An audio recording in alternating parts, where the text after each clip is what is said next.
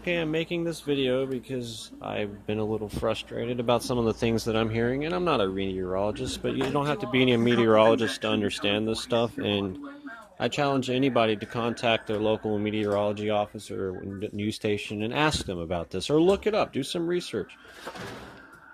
I mean, because if anybody's going to say anything about something and state it like it's a fact, I think if you're going to say it and you're going to believe it and you're going to think it's a fact, you need to at least do the research first. I'm not trying to be a know-it-all or cocky or have an attitude.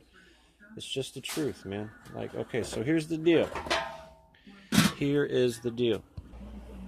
Yes, the east side of the storm is generally the bad part, right? The dirty part.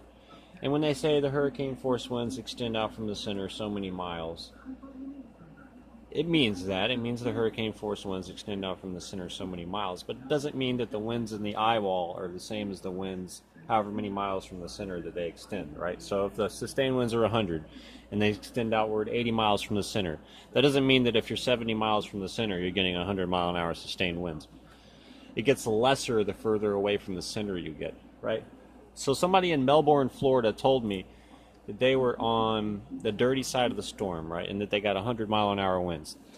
But now if we look at the track of this storm went, I'm just guessing, it traveled up 100 miles or so up the west side of the state of Florida before it was parallel with Melbourne, right? And even then, Melbourne was probably at least 60 miles to the east of what wasn't even an eye anymore. It was just the center of circulation. And the storm at this point was probably bare minimal Cat 1 or less. So even at the core, it didn't have 100 mile an hour sustained winds.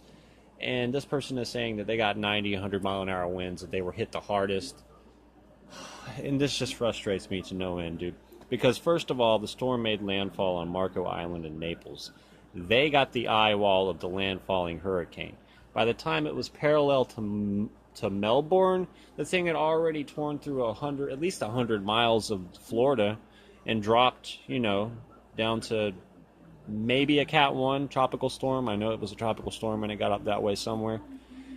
And you're 60 miles to the east. So if that thing was, say, a Category 1, right, and it had 75 mile an hour winds, if you're in Melbourne and you're 65 miles to the east of that, you're not going to get 75 mile an hour winds. And I see this a lot, and it irritates me, and it's not that I'm a know-it-all, it's just that people generally underestimate the power of wind, right? So, in Melbourne, if I had to guess, I'd say they probably got like 40 to 60 mile an hour winds. And that's, just me being just maybe, I don't know. But I think a lot of times people will see like a 40, 50 mile an hour wind and they'll be like, oh my God, that's like 90, 120 miles an hour. It's not, dude.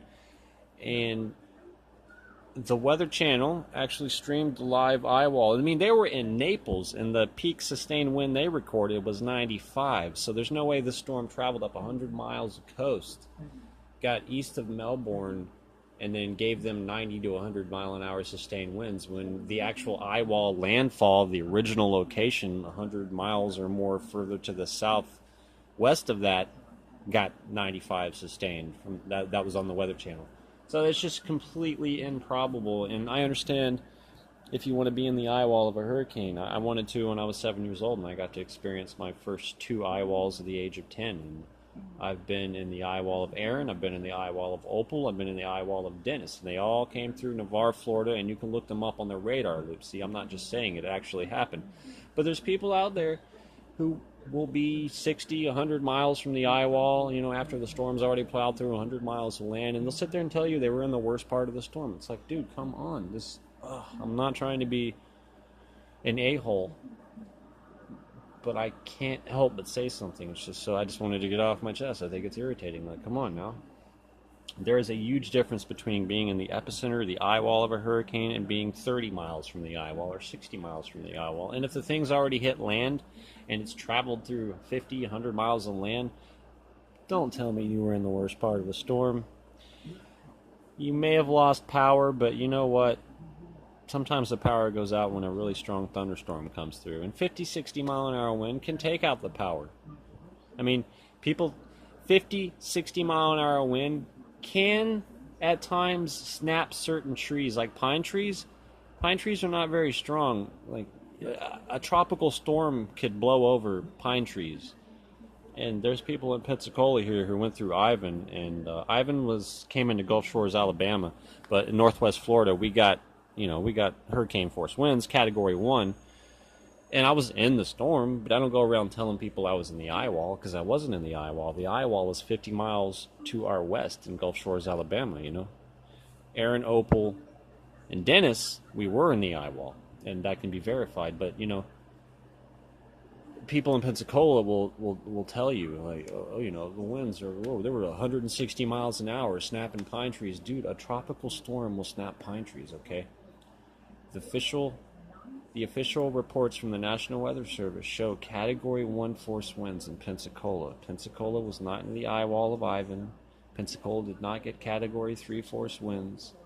And the storm surge that Pensacola experienced should have been common sense. When there's a Category 3 hurricane making landfall and you're on the east side of that eye, the Gulf of Mexico is going to come into the state. It's going to happen. Okay, but people in Pensacola want to exaggerate. Not everybody in Pensacola.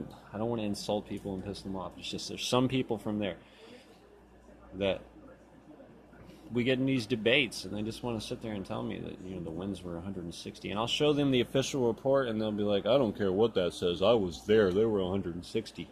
No, dude. Look, I want to explain something, and I'm not a meteorologist, but I've been in hurricanes, and you can look into this yourself and you can find out. You can even contact your local weather. Just ask people who know. I'm telling you, dude, 80 mile an hour wind is intense. I'm not trying to downplay the power of it. That's the thing. People don't think that 80 mile an hour wind is intense. They don't think 100 mile an hour wind is intense. Do you have any idea how powerful 100 mile an hour wind is?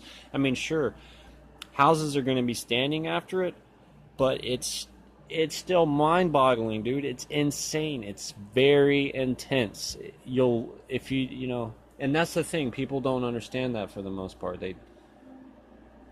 I think a lot of people will see 50, 60 mile an hour wind and they'll think it's a lot higher. The wind is very powerful. Moving air, large masses of moving air are extremely powerful. They can do a lot. So that's the point. I mean, you're not in the eye wall until you're in the eye wall. And you'll know when you're in the eye wall.